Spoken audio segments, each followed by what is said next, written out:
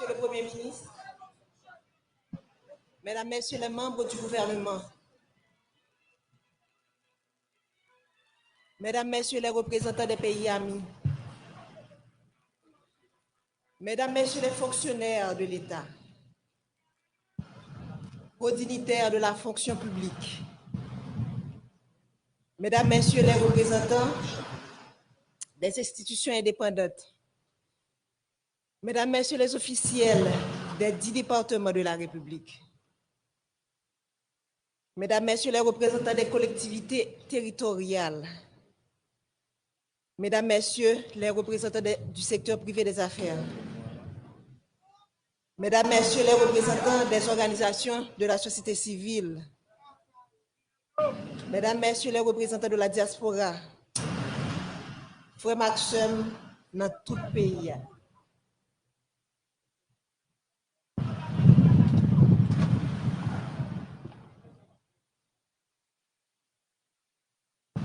Au nom de toute la famille présidentielle, j'aimerais vous remercier du profond de mon cœur de votre présence parmi nous pour rendre un dernier hommage à mon mari Jovenel Moïse. La famille vit des jours noirs. Faire le déplacement jusqu'ici pour nous soutenir, pour dire au revoir à mon président, à mon mari, mon ami, le père de mes enfants, est une marque de sympathie qui procure force et courage à toute la famille et l'aide à surmonter ces épreuves. Quand j'ai rencontré Joe, cet homme qui allait devenir mon mari et le père de mes enfants, j'ai vu en lui un esprit brillant, inventif et créatif, un être passionné et déterminé, une personne sympathique, enjoué, doté de grand charisme, un jeune homme réservé, mais tellement généreux. Ce jeune homme m'a charmée et m'a séduite. Il a gagné mon cœur. Et depuis, nous avons décidé de construire un seul et même avenir. Nous avons choisi de ne faire qu'un seul et même être. Il est devenu ma chair et mon sang coulait dans ses veines. Il est devenu mon hymne et moi, son orchestre.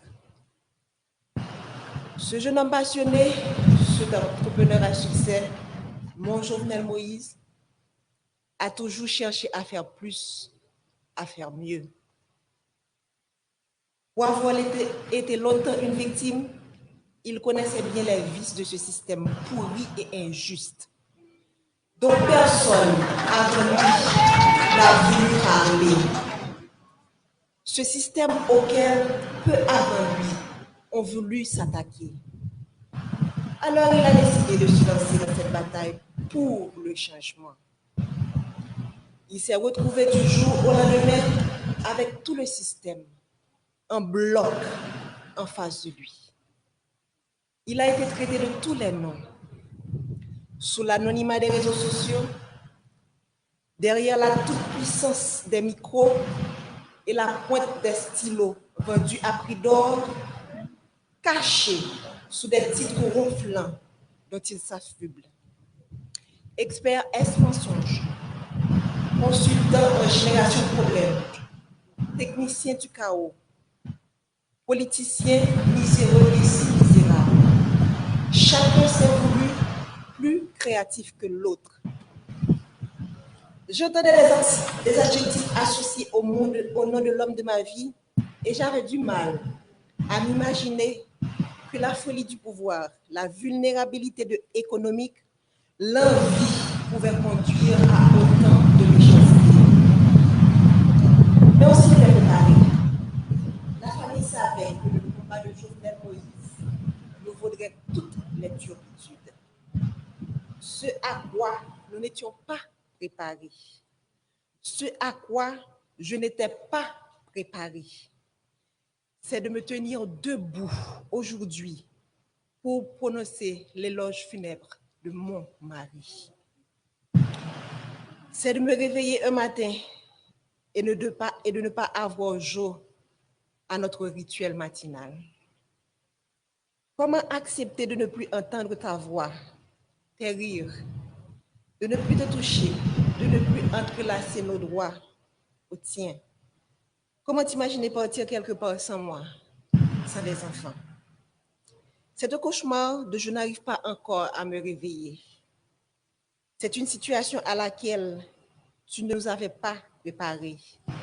Ta femme, tes enfants, tes petits-enfants, tes frères et sœurs, tes neveux et nièces, cousins et cousines, tes amis, tes collaborateurs, ton peuple.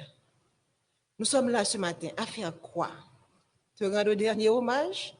Faire ton deuil? Nous ne sommes pas préparés à cela. Je me souviens encore de toi me disant que tu veux partir les mains propres et pures, mais tu ne pensais pas partir sans avoir pu faire tes adieux. Tu ne pensais pas partir mutilé, désarticulé. Tu as été sauvagement assassiné, toi qui as toujours renoncé à la violence. Tu as toujours prêché le pardon, la réconciliation, le tête ensemble. On a comploté contre toi, te condamnant à mourir dans la barbarie et la cruauté. Toi, si indulgent avec les autres, tu as connu la haine. Ils t'ont jeté leur venin pour assassiner ton caractère. Toi, toujours si loyal envers eux, tu as été abandonné et trahi. Ton assassinat a mis à nu leur haine, leur laideur et leur lâcheté. Quel crime as-tu commis pour mériter un tel châtiment? Toi dont le plus grand péché a été d'aimer ton pays, défendre les plus faibles, les plus vulnérables, les plus opprimés, les sans-voix contre l'avarice des uns et la cupidité des autres. Est-ce un crime? Vouloir libérer l'État des griffes d'oligarques corrompus, est-ce un si grand méfait? Pourquoi vouloir électrifier son pays provoque autant de haine et de violence? Quand combattre la corruption est-il devenu un délit? Pourquoi vouloir démocratiser le crédit est un péché? Comment lutter pour l'égalité des chances d'accéder à la fonction publique est devenu condamnable? Sœurs et frères, haïtiennes, haïtiens, si vous croisez les bras, regardez les bourreaux, le sang ne cessera de couler. Aujourd'hui, c'est Jovenel Moïse. Demain, ce sera elle, ce sera lui, ce sera moi, ce sera nous. Les rapaces courent encore les rues. Leurs griffes et leurs crocs ensanglantés sont encore à la recherche de proie. Ils ne se cachent même pas. Ils sont là à nous regarder, à nous écouter.